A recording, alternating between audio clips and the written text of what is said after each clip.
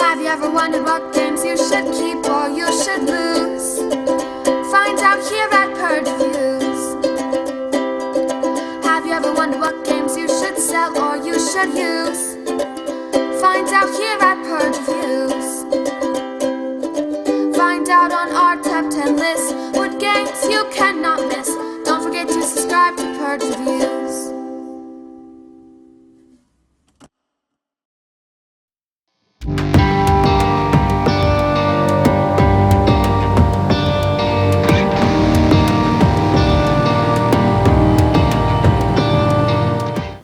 Don't Turn Your Back. I don't even know how I got this game.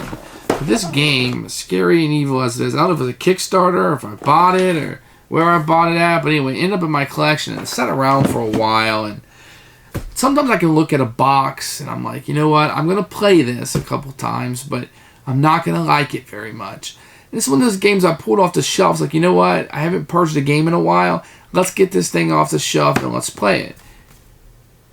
What I ended up finding was an interesting game. Not going to win any Game of the Years, but unique enough and interesting enough that I want to keep this game. So this game went from something I'm going to have to make myself play, which I eventually did, to something that might stick around for its uniqueness. Now, it's you're going to draw 4 cards, you're going to play a card, and certain cards can go places. How are you going to utilize this, and who's taking the other spots, and this spot is scoring differently this turn, and I liked it.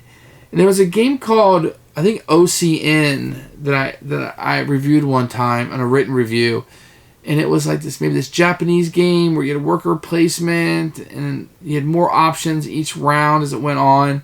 It didn't really strike with me, and I kind of thought, I don't know why I thought this game would end up like this, but this game ended up being a very good game. And from what I understand, it was Kickstarter, maybe just an independent game. But a very good job, and it had a lot of hard decisions as we were playing. Do you go after that wax, and in case your cards will score at the end of the game, they won't score, but they'll increase your score. I'm not sure how balanced it is. I mean, I wonder if you won the wax, the encasing, if you're going to win the game, or let me put it this way: if you don't get first or second place in that, is it possible for you to win? I wonder. And of course, that's going to play into how many people are playing the wax. How many cards do you have to play there to get the leader in that? So, sure, that will play into it. If you had 3 people fighting for that and the 4th player was doing other things, maybe the 4th player could negate that advantage. But I don't know. The game is dark. The pictures are dark. It's scary. You're definitely not going to want to play it with children. They're creepy.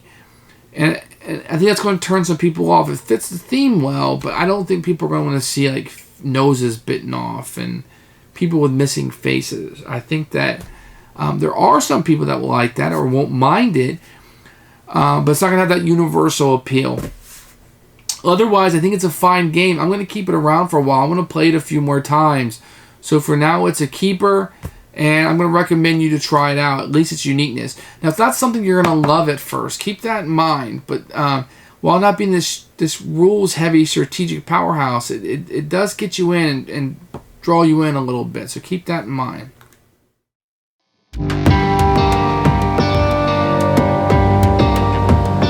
Here's the components for Don't Turn Your Back. I think the artwork here is going to be an acquired taste. It's very dark, very, very dark. I don't mean just it's covered in black, which it is, but I mean just play, betray, survive. I mean, this is a dark game. You're going to have a rule book. It's going to start out looking like this. I've been playing it. Just very dark art here. The rule book's easy to understand. This game is actually kind of simple. But it gives you some good strategic decisions. And this is just a guide to the world, if you want to see. And you can see how just, you either like this kind of maybe gothic art or whatever. It doesn't particularly bother me, but it's not necessarily my favorite either. The board is going to probably turn you off a little bit. It's really just a place to place cards. Could have been a little more thematic, perhaps, but maybe they were going for usability here, which I think they accomplished. And you're going to have 1, 2, 3, 4, 5 different places you can place cards, and then 3 to 4 to 4 is, only if you're playing that many players. And then you're going to get these unthematic pawns. Whenever you see something like this, I'm like, oh, these guys are relying on gameplay. So you have these scoring pawns that will be used. You're going to have the first player card. You're going to have some player aids, which are good. You're going to have these laws. These are going to be random events that will trigger how it scores in District 13. And you'll get a number of those based on players. Each player will get one of this. This is really useless, although I like it. It's going to tell you, where your decks, how your decks are set up, which I always appreciate, especially when you're first learning. It tells you where to go. On the back is the player, the character, great artwork with a bio, but unfortunately it's on the back. So you're going to get a generic scoring, which is kind of nice. Just don't shake the table. And then I'm just going to show you one deck. I believe, if I understand correctly, you're going to have starter cards, and I think all the decks are the same. At least that's kind of what I was running into. So you're going to get a number of starter cards. Let me show you a non-starter card because it might be more interesting. This is how much pain. Pain is going to be a currency in the game. Cost, how much it costs to buy it. And then the power, where it can be played at. So once you kind of get used to this, it's pretty easy to follow. Lady in Hating. This is definitely not a children's game. I don't see that as a knock on the game. Just to let you know. It's a guy with a push pin for a head. So bizarre. So I mean, just weird things like that. I mean, here's might be a good one to show you, just kind of the artwork and how all the decks are the same. It's going to be more about. Can you even see that? It's going to be more about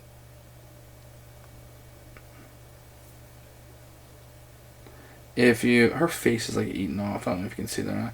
But it's more about what you do with your deck. Even though you're going to be deck building a little bit. The components are nice. I mean, all the cards have the characters on the back, so each of the decks are different. You're not playing.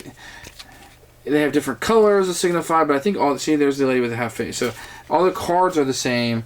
It's just you have different decks, and you can play up to 4 players. So this is really good quality. I'm happy with pretty much everything that came in the game. The quality of it is, I believe this was a Kickstarter, so all the quality is really good.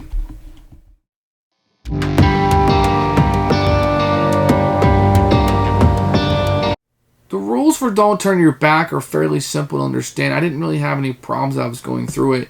Some of the rules are going to be on the cards through the actions. Otherwise, I found the rulebook to be very good. There was some backstory to what's going on here that kind of brings the theme alive.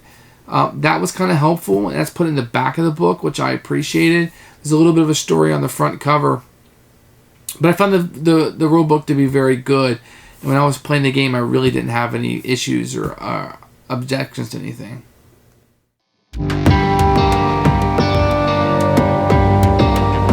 Let me explain the board a little bit and the setup. What you're going to have here is law cards, and you're going to start out. There's the first admonishment. I'll show you what one of these look like. So whoever has first place in District 13, i.e. the most pain, will get 6 candles. That's a tie you score 4. All the players of cards in District 13 get 3 candles.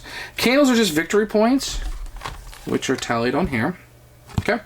And I'm not going to show you that again. It's just a victory point chart. So you're going to have 5 areas on the board. And what you're going to do is you're going to start your turn out with 4 cards. You'll take your starter cards, you'll shuffle them up, and you'll grab 4. The board is marked also 3 or 4 or 4 player only. You can see the board will shrink. Let me explain each area of the board. If you put cards up in the city slumbering, up at the top, you will then use the pain on the card to buy other cards. So it has a cost of 3. Now you will shuffle up what's called your acquisition deck, which is all the cards not in your starter deck, and you will lay 6 out face up. So when you go to City Slumbering at the end of the round, you will be able to buy one of those 6, or as many of those 6 face up cards as you can. The high school is where you score candles or victory points. Whoever has the most candles, and this is printed on the board right here, you're not going to be able to see it in the video, but whoever has the most pain will get 1 victory point per pain. And then everybody else will get 1 victory point per card. So first, whoever has the most pain gets 1 victory point per pain. And a card might have 2 pain, 2 pain. You can have, this card has 3 pain. So you can rack up the victory points there very quickly. But at the end of the round, whoever won, say I had the most cards, there are 3 cards, we will eliminate the first 3 cards and everything else will shut down and stay there until next round. District 13 will always score based on whatever these laws is. I already showed you the first law, the second law, and these are randomized, so this won't always be the second law. The next one, all players in District 13 is starting to get awarded candles for pain. So however much pain you there, how many victory points you get. And you'll know what this is before you start placing things there. All the players in District 13 is starting to gain 10 candles, -3 for each rival player who played in District 13. So you want to try to get as many people there as possible. And these laws are good for 1 round. Over here is the bazaar. Literally, the bazaar. And what these are is some cards will allow you to have a power on it. So if you place a card there, you will utilize the power if it has one. So this is draw 1 candle and score 1. Draw 1 card and score 1 candle. This one says move any 1 card from your hand to favorite discard pile to the encased pile. Here's encased. I'll explain that in a second. In the wax kingdom, score candles equal to the card's pain. So these would be ways to do things. Remember, there's always a limited amount of space. Now, the wax kingdom is how you're going to score victory points at the end of the game. The way it works is if you put a card here, it will become encased. If it's encased, it will not score at the end of the game. But what it will allow you to do, whoever has the most pain encased, and just the main way to get it, some cards will let you to encase, like the one I just showed you. Whoever comes in first gets 1 candle per cost. Remember, cost is going to be the higher number on the card. Pain is usually the lower number. Whoever comes in second gets 1 candle per pain in their deck, not in the encased. Third, 2 candles per deck card. Fourth, 1 candle per deck card. So this is how you're going to score victory points. It's going to be a little bit of battle to have the most there, but the more cards you draw there, the less you have to do other stuff. So it's a give and take, although being first there is very powerful. So, recap. This allows you to buy cards. This allows you to score victory points. This will score or do things, not always points, but do things based on what the current law is. This will allow you to activate powers on cards, and this will allow you to get in the running to score the most points at the end of the game. Now, each card, I'll show you a couple here. Every card cannot be placed in every area. So these 2 can be placed in 13, the wax, and the BB, but this one cannot be placed in the high school, for example. This one could be placed in the high school, wax kingdom, or the BB. So different cards can be placed different places. Some cards allow you to draw more. Every round you start out with 4 cards, but you can always draw more and get more cards. So you may not have a card to go where you want to go, so you have to kind of make the best of what you have. And this board will fill up rather fast. There's a limited number of rounds. There's going to be a law card for each round based on the number of players. And knowing when to start scoring points and stop buying and what you can have to maximize your points, and when to play those based on what other people are going to go to. Some of these law cards can be very powerful, so getting there first will happen, but you may want to counteract that by doing something else and getting more points while somebody's focused over there. It's a strategy. There's a lot more strategy in this game than it would seem by the limited options you have, because these cards give you so many options a lot of times, and there's some attacks you can do and shielding you can do. But it's a fairly fun game. The theme is dark, though, and the game is really easy to learn. It's the cards that are going to come in. And the cards, I mean, there's only 2 or 3 things on each one, so it's not difficult. A light medium type game. But that's don't turn your back, and that's how you play it. You keep playing, and whoever has the number of rounds by the laws, and whoever has the most candles or victory points wins the game.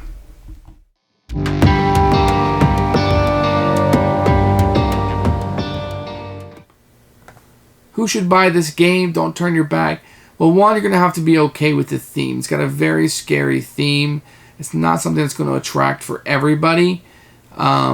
It's very, very dark. A lot of the cards are dark and scary looking. Outside of that, I think an older crowd will like this game. Somebody who wants something a little bit different about where you're placing your card. They almost work like a worker placement game. I think that there's some card play in this, and where you're going to put them at, how you're going to maximize your points. There's some strategy to this game, although you're limited by what cards you have and where they can be played. I like that.